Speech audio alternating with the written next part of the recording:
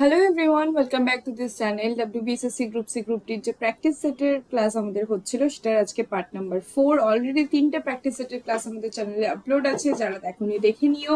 PDF আমাদের Telegram সেকশনে পেয়ে যাবে এবং আজকের ক্লাসের পিডিএফটাও তোমরা আমাদের টেলিগ্রাম সেকশনে পেয়ে যাবে। টেলিগ্রাম চ্যানেলের নাম GKGS বাই রোহিত। এখানে সমস্ত ক্লাস আপডেট, কারেন্ট অ্যাফেয়ার্স এবং ক্লাসের পিডিএফ এই চ্যানেলেই দেখতে পাবে। এবং যদি কোনো কোয়ারি থাকে, কোয়েশ্চেন থাকে, তাহলে এই হোয়াটসঅ্যাপ নাম্বারে হোয়াটসঅ্যাপ করে নিও। শুরু করা যাক আজকের ক্লাস, এবং কে কতগুলো অ্যান্সার করতে পারছো সেটা কমেন্ট সেকশনে জানাবে। এক্সট্রা ইনফরমেশন গুলো যদি মনে হয় তাহলে লিখে নিতে পারো, সেটা কিন্তু পিডিএফ এ থাকবে না। ফার্স্ট কোয়েশ্চেন কি আছে দেখা যাক। ফার্স্ট কোয়েশ্চেন হচ্ছে, ভারতে বর্তমানে বায়োডাইভার্সিটি হটস্পটের সংখ্যা কত? বায়োডাইভার্সিটি হটস্পট এই কথাটি প্রথম এই কনসেপ্টটি প্রথমবার দেন নরম্যান মেয়ার। এবং বায়োডাইভার্সিটি হটস্পট হচ্ছে সেই সমস্ত জায়গা যেখানে প্রচুর পরিমাণে জীব বৈচিত্র্য দেখা যায়। ভারতবর্ষে মোট 4টি হটস্পট রয়েছে এবং এই 4টি হটস্পট হচ্ছে, 1 নম্বর যেটা হিমালয়ান রিজিয়ন, যেটা নেপাল ভুটান ইনক্লুডিং। 1 নম্বর হচ্ছে হিমালয়ান রিজিয়ন। ভারতবর্ষ তো বটেই, এখানে এর সাথে কিন্তু নেপাল এবং ভুটানও ইনক্লুডিং, ঠিক আছে, প্লাস ইন্ডিয়া। এখানে যে সমস্ত এন্ডেমিক স্পিসিস গুলো দেখা যায়, মানে যেগুলো বিলুপ্ত হয়ে যেতে বসেছে, এরকম স্পিসিসের নাম তুষার চিতা, রেড পান্ডা, হিমালয়ান মোনাল, এগুলো সমস্ত দেখতে পাওয়া যায় এই রিজিয়নে। নাম্বার 2 হচ্ছে ওয়েস্টার্ন ঘাট রিজিয়ন, যেখানে নীলগিরি, থার, তারপর হচ্ছে লায়ন টেল, ম্যাকাও, এগুলো দেখতে পাওয়া যায়। ওয়েস্ট কোস্ট বরাবর রয়েছে এই ইন্ডিয়ার যে উপকূল অঞ্চল রয়েছে ওয়েস্ট কোস্ট বরাবর, এই অঞ্চলে ওয়েস্টার্ন ঘাট। 3 নম্বর হচ্ছে ইন্দো বার্মা রিজিয়ন এবং 4 নম্বর হচ্ছে সুন্দরল্যান্ড কিন্তু সুন্দরবনের সাথে গুলিয়ে ফেলো না। সুন্দরল্যান্ডের মধ্যে আসছে আন্দামান অ্যান্ড নিকোবর আইল্যান্ড, এবং এই সুন্দরল্যান্ডের মধ্যে আসছে মালয়েশিয়া, ব্রুনেই, ইন্দোনেশিয়া, এই পার্টগুলো। এখানে ম্যানগ্রোভ রয়েছে, বিভিন্ন প্রজাতির ম্যানগ্রোভ এই জায়গাটাতে দেখতে পাওয়া যায়। পৃথিবীতে মোট হটস্পটের সংখ্যা হচ্ছে 36, ঠিক আছে, 36টি। এবং ব্রাজিল, তারপর হচ্ছে যে আইল্যান্ড গুলো রয়েছে নিচের দিকে ম্যাপের, এশিয়ার নিচের দিকে যে আইল্যান্ড গুলো রয়েছে, ইন্দোনেশিয়া, মালয়েশিয়া, এই জায়গাগুলোতে প্রচুর বায়োডাইভার্সিটি দেখতে পাওয়া যায়। নেক্সট কোয়েশ্চেন, প্রথম জৈন সম্মেলন কোথায় হয়েছিল? প্রথম জৈন সম্মেলন হয়েছিল পাটলিপুত্রতে। প্রথম জৈন সম্মেলন হয়েছিল চন্দ্রগুপ্ত মৌর্যের সময়কালে, এবং এখানে সভাপতিত্ব করেছিলেন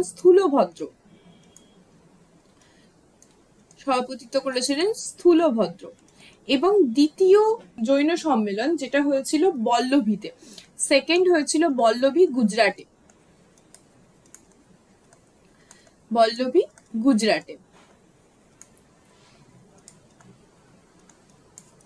ওকে, এই যে স্থূলভদ্রের অনুগামীরা পরবর্তী ক্ষেত্রে শ্বেতাম্বর জৈন নামে পরিচিত হন। কারণ জৈনদের আমরা দুটো ভাগে ভাগ করতে পারি, জৈন ধর্ম যারা মেনে চলেন তাদেরকে। একটা হচ্ছে শ্বেতাম্বর আর একটা হচ্ছে দিগম্বরদের যিনি প্রধান ছিলেন তার নাম হচ্ছে ভদ্রবাহু। এই ভদ্রবাহুর কাছ থেকেই কিন্তু চন্দ্রগুপ্ত মৌর্য জৈন ধর্ম গ্রহণ করেছিলেন, এবং চন্দ্রগুপ্ত মৌর্য শ্রাবণ বেলগোলাতে সাল্লেখানা পারফর্ম করেছিলেন। সাল্লেখানা মানে হচ্ছে অনশনে মৃত্যুবরণ করা, স্বেচ্ছায় অনশন করে আস্তে আস্তে শরীর থেকে সমস্ত এনার্জি, মেটাবলিক অ্যাক্টিভিটি গুলো কমে আসবে এবং আস্তে আস্তে অনশনের মাধ্যমে মৃত্যুবরণ করবে, সেটা হচ্ছে সাল্লেখানা। এই সাল্লেখানা পারফর্ম করে হচ্ছে দিগম্বররা। ওকে, আচ্ছা, এখানে খেয়াল রাখবে একটা জিনিস, যেটা হচ্ছে এই যে শ্বেতাম্বর, এরা হচ্ছে শ্বেত বস্ত্র পরিধান করে, আর দিগম্বর তারা কিন্তু বস্ত্র পরিধান করে না। শ্বেতাম্বরদের ক্ষেত্রে মহিলারাও এই জৈন ভিক্ষুণী হতে পারেন, কিন্তু দিগম্বরদের ক্ষেত্রে সেটা রাইট নেই। ওকে, এবং জৈন যে ধর্মগ্রন্থ, সেই ধর্মগ্রন্থের ল্যাঙ্গুয়েজ হচ্ছে প্রাকৃত। নেক্সট কোয়েশ্চেন নাম্বার 3, নিম্নলিখিত কোনটি রবি ফসলের উদাহরণ? রবি ফসলের উদাহরণ হচ্ছে এখানে গম হচ্ছে রবি ফসলের উদাহরণ। ধানকে বলা হয় তৃষ্ণার্ত ফসল, প্রচুর পরিমাণে জল লাগে এটাতে, বাকি সবগুলোই হচ্ছে খারিফ ফসল। আর জেইদ ফসল যেটা রবি আর খারিফের মাঝামাঝি সময়ে চাষ করা হচ্ছে, যেমন হচ্ছে তরমুজ বা যে শর্ট টাইম পিরিয়ডের শসা, এগুলো হচ্ছে জাইদ ফসল। গামা রশ্মি কে আবিষ্কার করেন? গামা রশ্মি আবিষ্কার করেন পল ভিয়ার্ড। ঠিক আছে, পল ভিয়ার্ড গামা রশ্মি আবিষ্কার করেন। যে থমসনের পরমাণু মডেলের মধ্যে তিনি দিয়েছিলেন একটা পজিটিভ স্ফিয়ার আছে যার মধ্যে নেগেটিভ আয়ন গুলো এরকম ভাবে প্রথিত আছে, যেটা অ্যাটমের টোটাল অ্যাজ এ নিউট্রাল হিসেবে সেটাকে এক্সপ্লেন করতে পেরেছিল। কিন্তু এই মডেলটা পরবর্তী ক্ষেত্রে যখন বোরের মডেল আসছে তখন এই মডেলটা আর হোল্ড করতে পারে না। 1 কেবি সমান কত বাইট? 1 কেবি সমান হচ্ছে 1000 বাইট, বা টু বি স্পেসিফাইড যদি করা হয় তাহলে 1024 বাইট। ঠিক আছে। আন্দামান দ্বীপপুঞ্জের সর্বোচ্চ শৃঙ্গ কোনটি? আন্দামান দ্বীপপুঞ্জের সর্বোচ্চ শৃঙ্গ হচ্ছে স্যাডেল পিক। ঠিক আছে, স্যাডেল পিক রয়েছে নর্থ আন্দামানে, এটা রয়েছে নর্থ আন্দামানে। আন্দামান দ্বীপপুঞ্জের রাজধানী হচ্ছে পোর্ট ব্লেয়ার, যেটার নাম কিন্তু এখন চেঞ্জ হয়ে গেছে, বর্তমানে এর নাম হচ্ছে শ্রী বিজয়পুরম। ঠিক আছে, বর্তমানে এটার এই জায়গাটার নাম হচ্ছে শ্রী বিজয়পুরম। এই যে চেঞ্জ নামগুলো কিন্তু ভালো করে খেয়াল করবে। আন্দামান নিকোবর দ্বীপপুঞ্জে মোট দ্বীপ রয়েছে 572টি, এবং এই আন্দামান নিকোবর আইল্যান্ড এটা হচ্ছে মায়ানমারের যে আরকানিওমা রেঞ্জ রয়েছে সেই আরকানিওমা রেঞ্জেরই একটা পার্ট। এখানে সব থেকে বড় যে আইল্যান্ডটা, সেই আইল্যান্ডটার নাম হচ্ছে মিডল আন্দামান।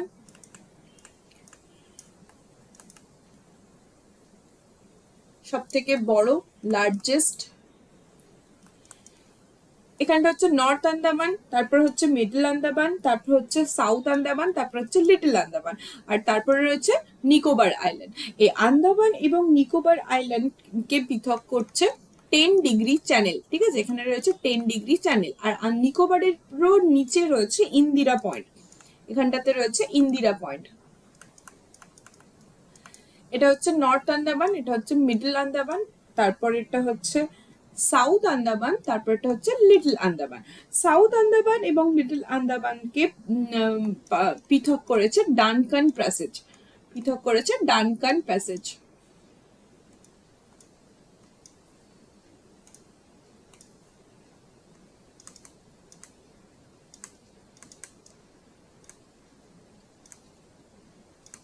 এখানে ইম্পর্টেন্ট আইল্যান্ড হচ্ছে রোজ island.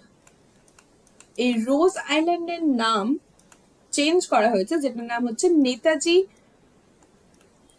Subhash Chandra Bose island, Netaji Subhash Chandra Bose island.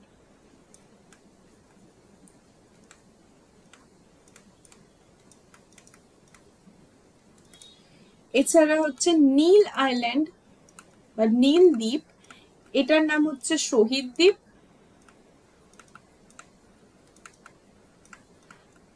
আর হ্যাভলক আইল্যান্ডের নাম হচ্ছে স্বরাজ দ্বীপ।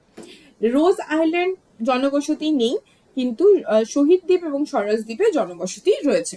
নেক্সট কোয়েশ্চেন নাম্বার 7, কম্পিউটার ডেটার ক্ষুদ্রতম একক কোনটি? কম্পিউটার ডেটার ক্ষুদ্রতম একক হচ্ছে বিট, অপশন এ হচ্ছে সঠিক উত্তর।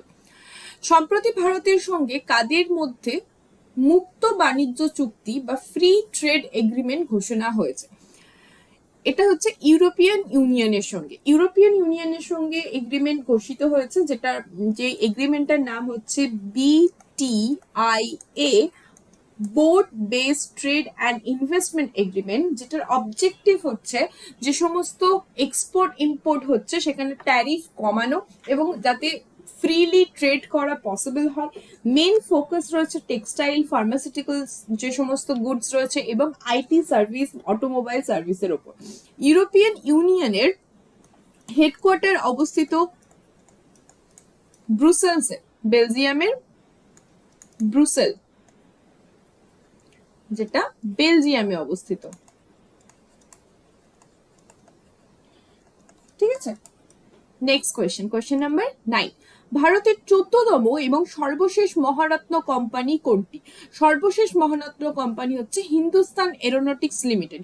টোটাল মহারত্ন তাহলে 14, 14টা রয়েছে, এর আগে 13টা ছিল, যেমন ONGC, Indian Oil, NTPC, SAIL, এগুলো সমস্ত হচ্ছে মহারত্ন কোম্পানি। নবরত্ন কোম্পানি রয়েছে টোটাল 16টি। নবরত্ন কোম্পানি রয়েছে টোটাল 16টি। চেঞ্জ হয় এগুলো, একদম কারেন্ট ডেটাটা একবার চেক করে নেবে। আর মিনি রত্ন অ্যারাউন্ড 73, এটা মিনি রত্নটা খুব ফ্রিকুয়েন্টলি চেঞ্জ হয়, মহারত্ন কিন্তু অত ফ্রিকুয়েন্টলি চেঞ্জ হয় না। Next question number 10, sustainable trade ইন্ডেক্সে ভারত কততম স্থান অধিকার করেছে? সাস্টেনেবল ট্রেড ইন্ডেক্সে ভারত অধিকার করেছে 23তম স্থান। তোমরা কমেন্ট সেকশনে জানাবে সাস্টেনেবল ট্রেড ইন্ডেক্স রিপোর্ট কোন সংস্থা পাবলিশ করে। এশিয়াটিক সোসাইটি কত সালে প্রতিষ্ঠিত হয়েছিল? এশিয়াটিক সোসাইটি প্রতিষ্ঠিত হয়েছিল 1784 খ্রিস্টাব্দে।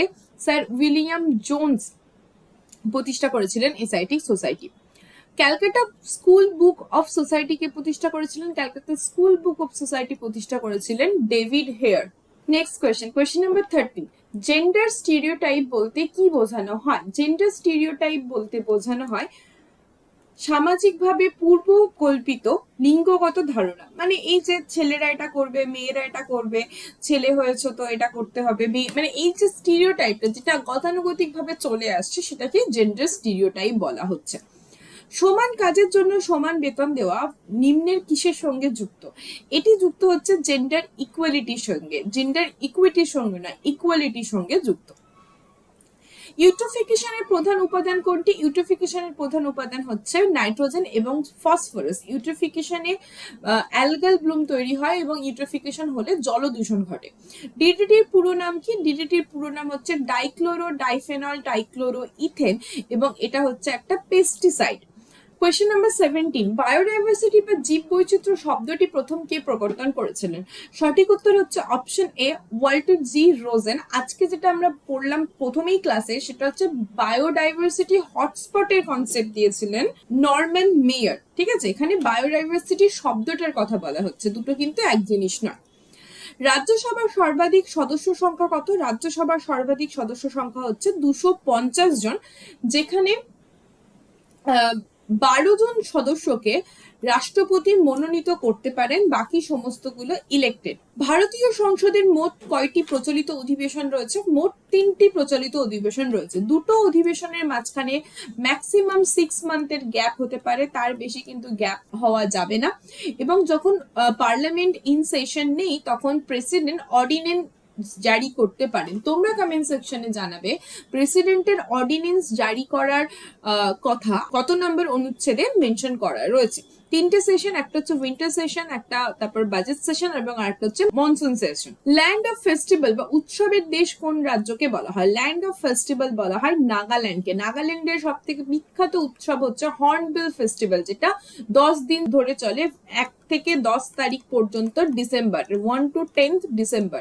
এবং ফেস্টিভ্যাল অফ 100 ড্রামস বলা হয় হর্নবিল ফেস্টিভ্যালকে। পশ্চিমবঙ্গের দীর্ঘতম সেতু কোনটি? পশ্চিমবঙ্গের দীর্ঘতম সেতু হচ্ছে জয়ী সেতু। এছাড়া রয়েছে রবীন্দ্র সেতু, যেটা হাওড়া ব্রিজ, যেটা একটা ক্যান্টিলিভার ব্রিজ, মানে মাঝখানে কোনো রকমের সাপোর্ট নেই, ক্যান্টিলিভার ব্রিজ। বিদ্যাসাগর সেতু বা সেকেন্ড হুগলি ব্রিজ, সেটা হচ্ছে কেবল স্ট্রেট ব্রিজ, কেবল দিয়ে সেটাকে তার স্ট্রেংথটাকে ধরে রাখা হয়েছে। বিবেকানন্দ সেতু, যেটা বালি ব্রিজ। নিবেদিতা সেতু, দক্ষিণেশ্বর বালি ব্রিজ। যারা এই এলাকার মানে সাউথ বেঙ্গলে যারা রয়েছে তারা এই সেতুগুলো সম্পর্কে আশা করি নিশ্চয় জানো। ফারাক্কা সেতু, এটা হচ্ছে ইরিগেশনের পারপাসে এই ফারাক্কা ব্যারেজ তৈরি করা হয়েছিল এবং ফারাক্কা ব্যারেজ তৈরি করা হয়েছিল যাতে ওয়াটারটাকে স্টোর করা যায় এবং সেটাকে ইরিগেশনে কাজে লাগানো যায়। আচ্ছা, আর এখানে আরেকটা সেতুর কথা আমার মনে আসছে, সেটা হচ্ছে গৌরাঙ্গ সেতু, যেটা নবদ্বীপ থেকে কৃষ্ণনগরকে কানেক্ট করছে। ভারতবর্ষে সব থেকে হাইয়েস্ট যে ব্রিজ সেটা হচ্ছে চেনাব রেল ব্রিজ। এটা ইম্পর্টেন্ট, একটুখানি নোট করবে। চেনাব রেল ব্রিজ, এটা হচ্ছে উচ্চতম রেলওয়ে ব্রিজ।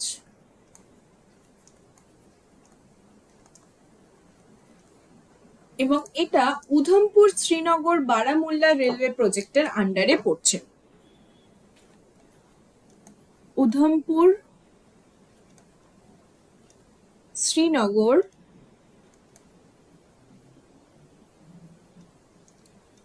বারামুল্লা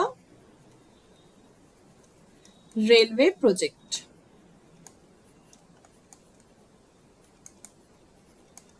ওকে, ভূপেন হাজারিকা ব্রিজ, যেটা হচ্ছে সব থেকে লংগেস্ট, প্রায় 9 কিলোমিটার লম্বা, 9 কিলোমিটার একটু বেশি লম্বা, 9.15 কিলোমিটার লম্বা ভূপেন হাজারিকা ব্রিজ, যেটা লোহিত নদীর ওপর রয়েছে, ব্রহ্মপুত্রের একটা ট্রিবিউটারি লোহিত। ভূপেন হাজারিকা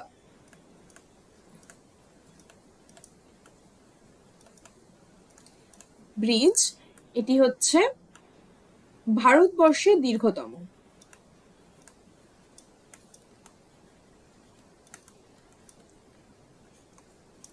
9.15 কিলোমিটার। এছাড়া অটল সেতু, এটাও ইম্পর্টেন্ট, রিসেন্টলি, মানে রিসেন্টলি বলতে এই বছর না, 2024-এ বোধহয় এটাকে ওপেন করা হয়েছে, যেটা Mumbai trans harbour bridge, longest sea bridge, ঠিক আছে, 21.8 কিলোমিটার লম্বা। এটা হচ্ছে লংগেস্ট সি ব্রিজ, এটা লংগেস্ট রিভার ব্রিজ।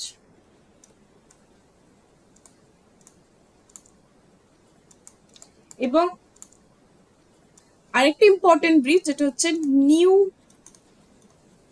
পামনান ব্রিজ, এটা হচ্ছে ভার্টিক্যালি লিফট করে, ঠিক আছে, মানে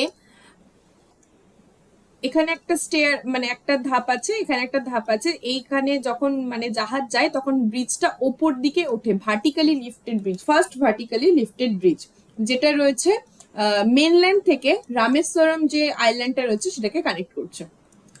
সৌরজগতের নীল গ্রহ কোনটিকে বলা হয়? সৌরজগতের নীল গ্রহ বলা হয় পৃথিবীকে। কলকাতা মেট্রো রেল কত সালে চালু হয়েছিল? কলকাতা মেট্রো রেল চালু হয়েছিল 1984 খ্রিস্টাব্দে। নিম্নের কোনটি গঙ্গার উপনদী নয়? গঙ্গার উপনদী নয় হচ্ছে এখানে মাতলা। মাতলা সুন্দরবন অঞ্চলের নদী। ঘরঘরা, গোমতী, যমুনা, এগুলো সবগুলোই গঙ্গার উপনদী। যমুনা হচ্ছে সব থেকে বৃহত্তম উপনদী গঙ্গার, যমুনোত্রী হিমবাহ থেকে উৎপন্ন হয়েছে। এবং গঙ্গা নদীর আরো কিছু উপনদী রয়েছে, যেমন সোন আছে, তারপর গঙ্গার আরো উপনদী আছে ইম্পর্টেন্ট, ঘরঘরা, গোমতী ছাড়া সোনটা ইম্পর্টেন্ট এই জন্য কারণ এটা হচ্ছে এই দিক থেকে গিয়ে কানেক্ট হচ্ছে, ঠিক আছে, যখন মানে এলাহাবাদে গঙ্গা যমুনা মিশছে তারপরে গিয়ে সোন কানেক্ট হচ্ছে। অধীনতামূলক মিত্রতা নীতি কে প্রবর্তন করেন? অধীনতামূলক মিত্রতা নীতি প্রবর্তন করেন লর্ড ওয়েলেসলি। লর্ড ওয়েলেসলি অধীনতামূলক মিত্রতা নীতি প্রবর্তন করেন। FIH hockey world cup 2026 host করবে কোন দেশ? 2026 এর FIH hockey world cup host করবে বেলজিয়াম এবং নেদারল্যান্ড। শ্রীকান্ত কিদাম্বি কোন খেলার সঙ্গে যুক্ত? শ্রীকান্ত কিদাম্বি যুক্ত হচ্ছে ব্যাডমিন্টনের সঙ্গে। দ্বিতীয় চন্দ্রগুপ্তের আমলে কে ভারতে এসেছিলেন? দ্বিতীয় চন্দ্রগুপ্তের আমলে ভারতে এসেছিলেন ফাহিয়েন।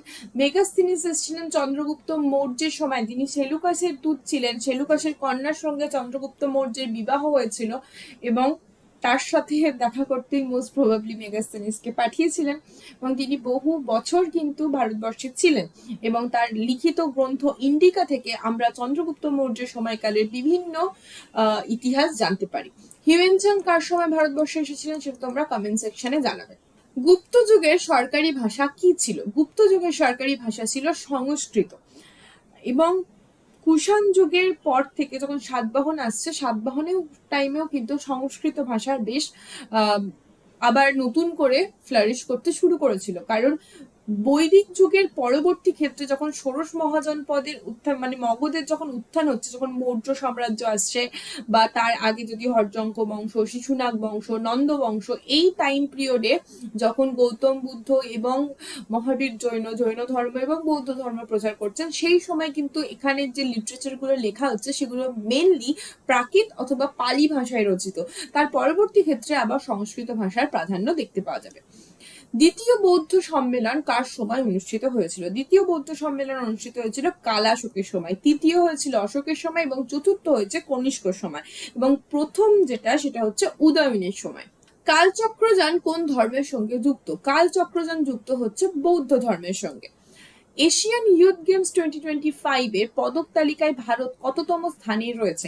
এশিয়ান ইউথ গেম 2025 এর পদক তালিকায় ভারত রয়েছে ষষ্ঠ স্থানে। ভারতের তথ্য প্রযুক্তি আইন কত সালে চালু করা হয়? এটা চালু করা হয় 2000 খ্রিস্টাব্দে। ভারতের সংবিধানে কোন ধারায় অস্পৃশ্যতা দূরীকরণের কথা বলা হয়েছে? অস্পৃশ্যতা দূরীকরণের কথা বলা হয়েছে আর্টিকেল 17-এ। আর্টিকেল 15-এ রয়েছে ডিসক্রিমিনেশন করা যাবে না on the ground of sex, caste, race, religion and place of birth, মানে লিঙ্গর ভিত্তিতে, জাতের ভিত্তিতে, ধর্মের ভিত্তিতে, কোন কাস্টে বিলং করছে তার ভিত্তিতে এবং কোথায় তার জন্ম হয়েছে তার ভিত্তিতে। আর্টিকেল 16-এ বলা হয়েছে ইকুয়াল অপরচুনিটি দিতে হবে এবং পাবলিক এমপ্লয়মেন্টের ক্ষেত্রে কোনো ডিসক্রিমিনেশন করা যাবে না, এবং আর্টিকেল 18-এ বলা হয়েছে অ্যাবলিশন অফ টাইটেলস এর কথা। আন্তঃরাজ্য পরিষদ গঠিত হয় কার দ্বারা? আন্তঃরাজ্য পরিষদ গঠিত হয় রাষ্ট্রপতির দ্বারা। পিএসসি চেয়ারম্যানের সময়সীমা কত? পিএসসি চেয়ারম্যানের সময়সীমা হচ্ছে 6 বছর। ইউনিয়ন অফ স্টেট কোন দেশ থেকে নেওয়া হয়েছে? ইউনিয়ন অফ স্টেটস নেওয়া হয়েছে কানাডা থেকে, এবং শুধুমাত্র ইউনিয়ন অফ স্টেটস না, union of state with strong centre সেটাই নেওয়া হয়েছে কানাডা থেকে। প্রিন্ট করার শর্টকাট কমান্ড কোনটি? প্রিন্ট করার শর্টকাট কমান্ড হচ্ছে কন্ট্রোল পি। কন্ট্রোল এন দিলে একটা নিউ স্লাইড অ্যাড হয় পিপিটিতে, এবং কন্ট্রোল সি দিলে কপি কাট হয়, কপি হয়, কন্ট্রোল এক্স দিলে কাট হয়, এবং কন্ট্রোল ভি দিলে পেস্ট হয়।